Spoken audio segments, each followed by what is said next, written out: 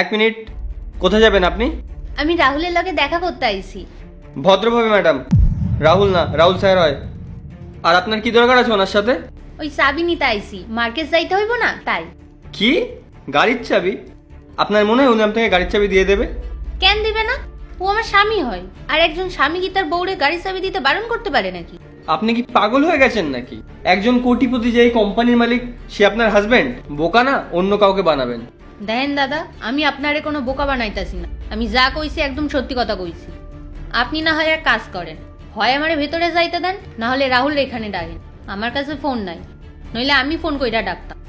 এই শোন, অনেকক্ষণ ধরে না তোর নাটক দেখছি, তুই আগে গেট থেকে সরে দাঁড়া। আপনি আমারে তুই তো গাড়ি করতেছেন কেন? ভদ্রভাবে কথা কন, না হলে এমন না হয় যেন আপনার চাকরিটাই আর থাকলো না। আচ্ছা, তুই আমাকে চাকরি থেকে বার করবি? এক মিনিট দাঁড়া। ম্যাডাম, একটু এদিকে আসুন তো। স্যার আমি আপনাকে একটু পরে কল করছি।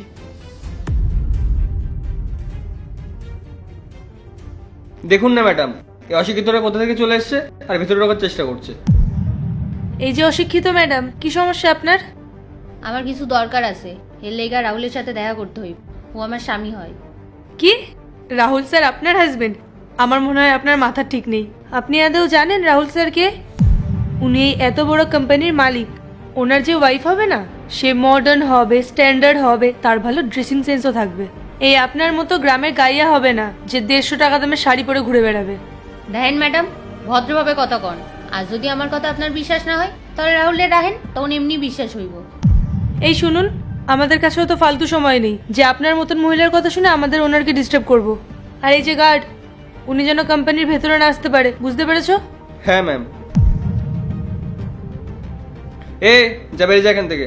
আমি আবারও কইতাছি, ভদ্রভাবে কথা কন।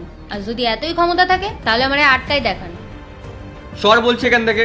ভালোই ভালোই বলছে এখান থেকে চলে যা। তুই যদি স্যারের ওয়াইফ হতিস না, তাহলে তোকে দেখেই বোঝা যেত এই গায়ে আমার কাছে শাড়ি পরে আসতিস না। আপনারা দুজন না অনেক